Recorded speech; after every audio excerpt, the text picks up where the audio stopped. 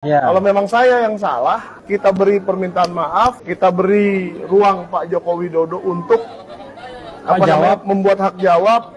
Saya videokan, bahkan saya minta maaf lagi. Amin. Inilah orang-orang kalau ngerasa selepel sama presiden, jadi ngatur-ngatur Pak Jokowi atau mantan presiden untuk berdiskusi dengan mereka. Kalau memang salah, nanti minta maaf. Jadi kayak temen gitu. Kan buntel, ya, puncit labang. Siapa kali kau? Saya nak jidat kepala lo kepeang menyuruh Pak Jokowi itu membawa ijazahnya ke pengadilan, ditunjukkan gitu. Kenapa terusnya jelek? Kenapa begon begini? Harus diterangkan sama kau, peang. Ya masih buncit labang ini ya. Ikan buntel kau. Kau itu kena gagal caleg kau dari partai PKB, kau jadi stres dan oleng otak kau itu. Yang tidak ada hubungan hukumnya dengan peristiwa itu tidak punya hak kewenangan untuk melakukan justice dan untuk minta pembuktian. Karena dia tidak merasa dirugikan. Kita harus cerdas hukum gitu loh. Lalu UGM sebagai pemberi mandat itu memberi ijazah tidak ngomong, mengakui. Kemudian penerima mengakui sesuai dengan kualifikasi dia. UGM sudah menilai kualifikasi seorang, makanya diberikanlah ijazah. Yang terpihak ini aja tidak bersengketa, kok orang lain yang ribut. Yang mengeluarkan produk itu siapa?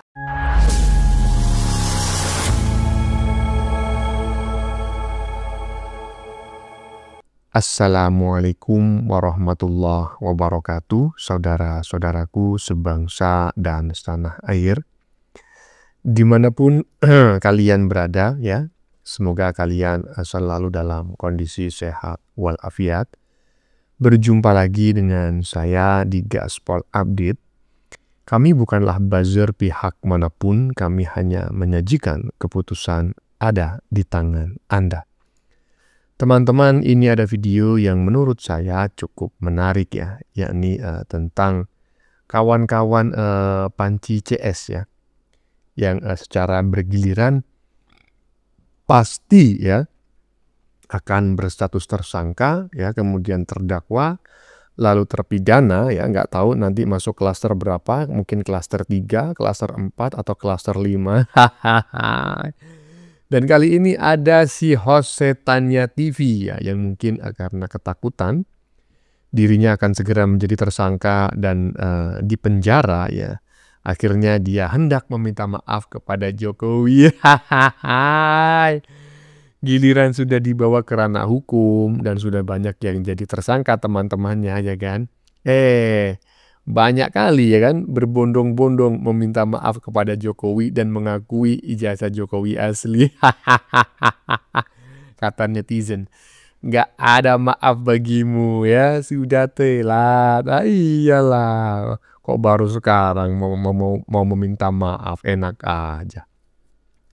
Selain itu teman-teman, ada juga Bung Agri ya, Agri Fanani yang jengkel dengan pernyataan si Susno ya, yang dianggap mencela-mencele, dulu A sekarang B. Mantap Bang Agri ya, kasih paham orang yang omongannya mencela-mencele macam kayak gitu. Nah, bagaimanakah videonya dan bagaimanakah respon netizen? Mari kita tonton bersama, kemudian mari kita komentari bersama di bagian akhir video. Ini dia. Ya. Kalau memang saya yang salah, kita beri permintaan maaf, kita beri ruang Pak Joko Widodo untuk membuat hak jawab. Saya videokan, bahkan saya minta maaf lagi. Amin. Ya. Kalau memang saya yang salah, kita beri permintaan maaf, kita beri ruang Pak Joko Widodo untuk membuat hak jawab. Saya videokan, bahkan saya minta maaf lagi. Amin. Inilah orang-orang kalau ngerasa selepel sama presiden, jadi ngatur-ngatur Pak Jokowi atau mantan presiden untuk berdiskusi dengan mereka. Kalau memang salah, nanti minta maaf. Jadi kayak temen gitu. Nah, dan ini terjadi ketika mereka atau teman mereka udah ditersangkakan. Jadi orang-orang ini juga merasa selepel dengan presiden. Jadi ngomong kayak nggak ada batasnya gitu. Enak aja, kalau memang saya yang salah, bukan kalau, ya memang kau yang salah. Oh, saya cuma bertanya, Bang. Saya tuh cuma ingin membuktikan ijazah Jokowi itu asli atau palsu. Ya nggak begitu caranya. Bertanya, meneliti itu berbeda dengan mencaci, memaki, ya, memfitnah, ya. Beda. Nah, mengkritik, nggak usah dikritik. Jokowi bukan pejabat lagi, nggak bisa kau kritik sekarang. Ya. Nah, kau sekarang mau meminta maaf kalau memang salah. Bukan kalau, kau memang salah. Tapi nggak perlulah kau minta maaf, karena sudah telat, terlambat. Nggak ada kesempatan lagi bagimu, nikmatin aja prosesnya, ya. Sebentar lagi jadi tersangka, terdakwa, kemudian terpidana. Lanjut. Pak Joko Widodo siap-siap kalau Bapak nanti akan sampai ke Ikan buntel, ya, kunci labang. Siapa kali kau? Saya nak jidat kepala lo kepeang menyuruh Pak Jokowi itu membawa ijazahnya ke pengadilan, ditunjukkan gitu. Kenapa terusnya jelek? Kenapa begon begini? Harus diterangkan sama kau, peang. Ya masih buncit labang ini ya. Ikan buntel kau. Kau itu kena gagal caleg kau dari partai PKB, kau jadi stres dan oleng otak kau itu. Ngomong aja kayak anak TK, ya kan? Tuh, dayang-dayang kau itu yang sudah expired itu ngapain pula situ nongol saban hari. Aduh malu-malu ini kau, ikan buntel. Hah? Sampai capek aku nengok kau, sampai batu awak nengok kau ya, ikan buntel ya. Nengok dah itu. Permaisurimu itu tak apa itu, dayang-dayangmu itu. Aduh gila, expired gayanya itu, sosok cantik kali kok tengok itu. So eksis gitu. Aduh, tuh dayang-dayangmu itu kau pikirkan, udah kau kasih makan, udah kau kasih minum itu. Kurus kering itu mereka semuanya gara-gara kalian manfaatkan dengan cuma-cuma hanya sebotol aqua gelas sama roti itu kalian kasih makannya kering-kering, nggak ada yang cantik-cantik yang dayang-dayang kau itu. Expired semua, gila kau. Aduh gila, betul ikan buntel ini, buncit labang. Sosokan menyuruh Pak Jokowi membawa ijazah aslinya ke pengadilan. Aduh kau tuh hanya bukan siapa-siapa kau hanya si tai-tainya kau. Sopilnya Pak Jokowinya kau itu ya. Emang Batak satu ini malu-maluin aja lah kau. Udah datang si Rismon Sani permalu-maluin orang Batak. Tahu datang lagi ini si Begulat tuh ini. Aduh. Mana pula asal-usul kau itu ya? Kebuntel kau. Memang naga baling otak kau itu. Jadi baling error otak kau itu ya. Saya tidak mau menyinggung-nyinggung persoalan adat dan suku teman-temannya, walaupun ya sejak kemarin saya ingin membahas itu gitu. Macam gimana ini ya kan? Si krisis moneter juga dari suku yang sama, tapi kan tidak etis karena itu tidak boleh ya kan. Apa namanya? Itu mengandung unsur sara. Tapi alhamdulillah barusan kita mendengar bareng-bareng saudara sebangsa dan setanah airnya berasal dari suku yang sama. Merasa malu ya kan, merasa malu punya orang macam si Rismon, kemudian si setannya TV itu. Saudaramu satu suku aja merasa malu, apalagi saya ya kan, enek jadinya. Lanjut. Menerima ijazah Pak Jokowi, berarti ada di Pak Jokowi. Nah pertanyaannya, ijazah Pak Jokowi itu asli apa tidak? Nah untuk mengetahui asli apa tidak kan gampang. Kenapa gampang? UGM kan masih ada. Dan UGM itu bukanlah sesuatu lembaga atau universitas kaleng-kaleng ya. Reputasinya sudah internasional. Dapat dipercaya. Jadi kalau ada yang, wah itu UGM kan nggak bisa dipercaya. Nanti ada kerjasama. Nah itu namanya sudah asumsi. Kalau saya berpandangan ya bahwa karena objek daripada perkara ini adalah ijazah gitu.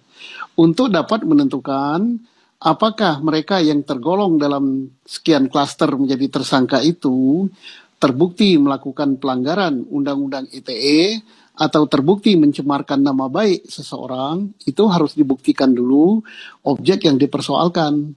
Yang dipersoalkan adalah ijazah. Itu mengatakan bahwa ijazah Pak Jokowi palsu gitu atau tidak sah. Nah itu harus dibuktikan palsu apa tidak sah. Ya syukur-syukur kalau Polda Metro Jaya sudah membuktikan bahwa ijazah itu asli. Nah, persoalannya adalah apakah untuk menentukan ijazah itu palsu atau asli adalah kewenangan dari Polda Metro Jaya. Oke, kita pegang ya. Lu bilang ya penetapan ijazah itu asli atau palsu dari Polda Metro Jaya. Dan ini sudah diambil kesimpulan oleh Polda Metro Jaya bahwa ijazah Jokowi asli berdasarkan keterangan UGM dan bukti-bukti dari UGM yang mempunyai otoritas membuat dan mengeluarkan ijazah tersebut. Diperkuat oleh Lapor Polri. Mantan Kabar Eskrim masa gua ajarin sih? Susno Duaji, lu kan mantan Kabar Eskrim. Dan itu sudah dibuktikan. Oke, saya pegang nih omongan kamu ya. Ya, yang menentukan asli atau tidak asli adalah Polda Metro. Konsisten nggak nih omongan kamu nih? Lanjut dulu. Karena apa? Karena ada dua pihak yang berbeda pendapat, yaitu Pak Jokowi bersama UGM mengatakan itu asli. Sedangkan yang para tersangka itu mengatakan tidak asli, itu palsu. Nah, ini siapa yang berwenang memutus? Kalau saya berpendapat bahwa karena itu produk dari pejabat administrasi negara atau produk dari pejabat tata usaha negara, maka itu yang berwenang memutus adalah Peradilan Tun.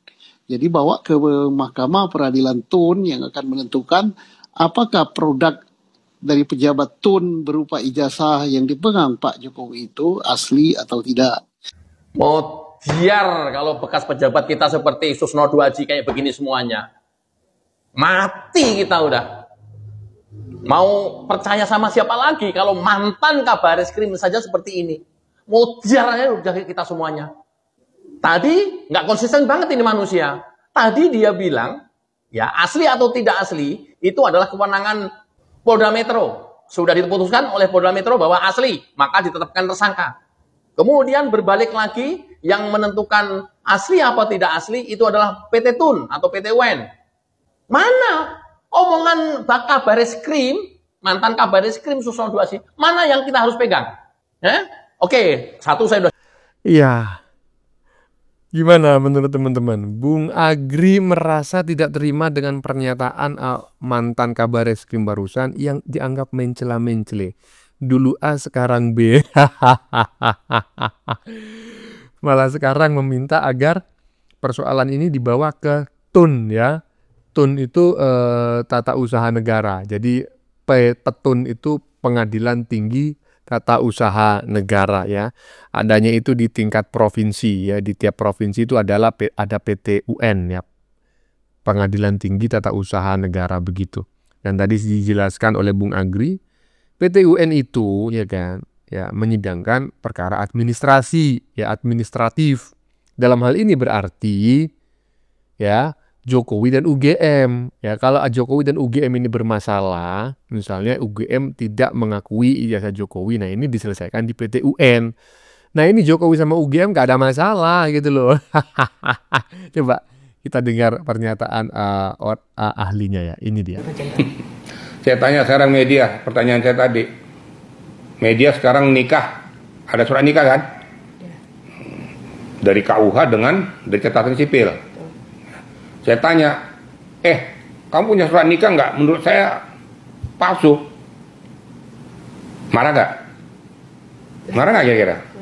Nah kesimpulannya, ya pemberi mandat tentang masalah ijazah dan penerima mandat tentang ijazah itu aja tidak ada bersengketa. Jadi perlu saya sampaikan secara kaidah hukum. Yang namanya di petun itu adalah sengketa kebijakan atau keputusan yang bertentangan dengan undang-undang. Itu yang pertama.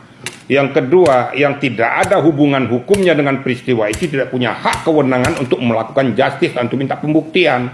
Karena dia tidak merasa dirugikan. Kita harus cerdas hukum gitu loh. UGM sebagai pemberi mandat itu memberi ijazah tidak ngomong, mengakui. Kemudian penerima mengakui sesuai dengan kualifikasi dia. UGM sudah menilai kualifikasi seorang, makanya diberikanlah ijazah. Yang terpihak ini aja tidak bersengketa, kok orang lain yang ribut. Yang mengeluarkan produk itu siapa? Terus kenapa kau kulit-kuliti itu? Apa hakmu? Kau punya kewenangan nggak untuk meminta itu? Kan nggak punya kewenangan. Nah, ayo kita berpikir cerdas lah. Jangan hukum, jangan ilmu digunakan untuk mencederai masyarakat. Nah, ini harus saya sampaikan kepada masyarakat supaya kalian cerdas hukum semua gitu loh. Kecuali kalau seandainya ya yang menggugat ini adalah orang yang terdampak daripada kebijakan itu, terdampak. Makanya dikatakan antar pihak yang bersengketa. Berarti ada salah satu yang dirugikan, yang bertentangan dengan ketentuan peraturan perundang-undangan, dia petunkan. Itulah kira-kira ya. Jadi jangan samakan petun dengan pidana. Ini ranah ini kan sudah jalan. Makanya ranah pidana yang berjalan, yaitu pencemaran nama baik itu, jalan kebencian, undang-undang ITE. Ya. Nah, ya kan? Tuh dengerin, ya kan? Dengerin. Nggak ada kesempatan bagi orang lain yang tidak memiliki hubungan untuk memperkarakan ke PT UN. Ya. Jadi terkait ijazah, itu yang memiliki hubungan itu adalah pihak yang menerbitkan, dalam hal ini adalah lembaga pendidikan atau lembaga kursus dan lain-lain.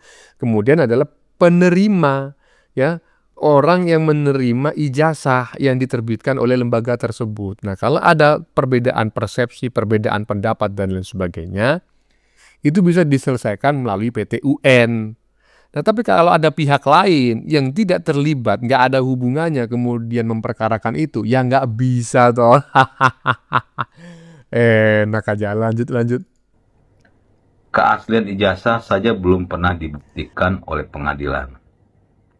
Tapi pelapor sudah ditetapkan tersangka menuju Indonesia Bubar 2029. Nah, ini Kris Rafas. Ini adalah contoh orang-orang yang bisa dikatakan sama sekali tidak mengetahui proses hukum, ya, tapi menyuarakan atau menyampaikan seolah-olah mereka mengerti. Jadi begini, kalau Roy Suryo dan kawan-kawan itu tidak ditetapkan sebagai tersangka, maka tidak akan ada yang namanya pembuktian di pengadilan, atau tidak akan ada pengadilan yang memperkarakan atau memproses hukum kasus ini, ya. Jadi step-stepnya begitu, dilaporkan, ya, lalu setelah diteliti, ya, diperiksa, ternyata ditemukan 2 alat bukti bahwa mereka layak untuk dijadikan tersangka, sehingga prosesnya bisa menuju ke pengadilan. Jadi begitu, laporkan dulu, dijadikan tersangka, baru di pengadilan. Nah, cara berpikir si Kris, ya, dan saya baca banyak yang model-model konyol seperti ini. Mereka lompat langsung ke pengadilan dulu gitu kan. Jadi seolah-olah kalau sudah Roy Suryo dan kawan-kawan itu harus di pengadilan dulu, baru ditetapkan tersangka. Nah, ini kan bodoh namanya. Jadi gitu ya. Saya jelaskan lagi bahwa kasus Roy Suryo dan kawan-kawan di ijazah ini palsu yang dilaporkan oleh Pak Jokowi, itu harusnya dilaporkan dulu. Setelah dilaporkan, ditetapkan sebagai tersangka, lalu bisa masuk proses di pengadilan. Jadi bukan tiba-tiba langsung ke pengadilan, ya. Jadi semoga apa yang saya sampaikan ini bisa mengentaskan sedikit kebodohan di antara pendukung Roy Suryo dan kawan-kawan. Gak bakal selesai kalau orang-orang di penjara dulu. Ini orang yang gagal paham sebetulnya, teman-teman, ya.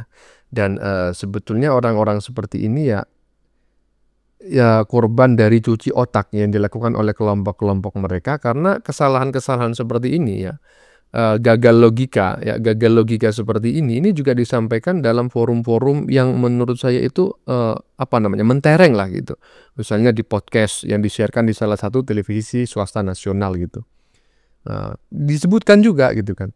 Yang menentukan ijazah Jokowi ini asli ataukah tidak itu kan hakim. Loh kenapa sekarang kok ada penentuan tersangka dulu sementara ijazahnya belum diketahui keasliannya. Loh gimana ceritanya toh? Lah kalau misalnya dibuktikan dulu, itu gimana perkaranya? Pembuktian ini, ya kan harus ada tersangkanya dulu. Kecuali si Panji CS itu ditetapkan sebagai terdakwa, bahkan terpidana. Sebelum adanya sidang, itu baru kalian itu bisa protes. Kalian bisa mengatakan, ijazahnya tidak pernah dibuktikan keasliannya di persidangan. Tetapi seorang tersangka sudah langsung menjadi terdakwa, kemudian terpidana. Nah ini aneh. Tapi kalau seseorang itu ditetapkan sebagai tersangka, kemudian kasusnya baru disidangkan, ya di seluruh dunia emang gitu bro. Gimana ini orang? Lanjut. Pak Prabowo ini mengultimatum pihak yang selama ini menyuarakan adili Jokowi dan memakzulkan Gibran. Kira-kira pesan dari Pak Prabowo itu ultimatum kepada orang-orang yang mencoba mengganggu pemerintah ini arahnya kemana sih Mas? Ke oposisi, ke asing, atau ke para pembenci Jokowi? Orang-orang yang benci Pak Jokowi dan terus kemudian pengen memakzulkan Gibran itu sejatinya adalah orang-orang yang pecundang, selalu kalah. Ya, selalu kalah karena dulu pas zaman Pak Jokowi periode 1-2 atau Pak Jokowi gubernur deh, nggak suka sama Pak Jokowi. Pak Jokowi nyalon, dukungnya Pak Prabowo, kalah lagi. Terus nyalon lagi, dukung lagi Pak Prabowo, kalah lagi. Pas Pak Prabowo maju, Pak Prabowo bareng sama Gibran, ya kan? Mereka langsung main kan. Udah kita dukung Anies, kalah lagi. Kebayang kan? BT-nya pasti BT banget. Coba. Orang-orang seperti ini, itu adalah orang-orang yang akhirnya itu selalu berupaya untuk mencari-cari kesalahannya Pak Jokowi dan Gibran Rakabuming Raka untuk yaitu tadi, sebenarnya sasaran terakhirnya adalah Pak Prabowo itu. Nah, saya merasakan bahwa orang-orang inilah yang dianggap sebagai orang yang ganggu-ganggu pemerintahan, orang yang selalu mencari-cari kesalahan. Iya, ya orang yang selalu kalah gitu loh. Dia sebetulnya itu ingin masuk ke pemerintahan, ya. Ingin punya jabatan, ingin kekayaannya bertambah secara cepat, nggak tahu gimana caranya. Tapi karena mereka ini calonnya nggak pernah menang, ya selalu kalah, ya mereka tidak pernah bisa gitu loh. Akhirnya mencaci, memaki, memfitnah. Bagaimana menurut kalian? Keputusan ada di tangan Anda. Silakan tulis di kolom komentar baik Anda yang setuju maupun yang tidak setuju dengan isi konten ini. Sebelumnya saya memohon maaf ya jika dalam penyajian konten ini ada kata-kata yang menyinggung, kurang tepat penggunaannya, atau ada data yang dianggap keliru atau salah. Saya memohon maaf yang sebesar-besarnya. Kita jumpa lagi di lain video. Salam NKRI.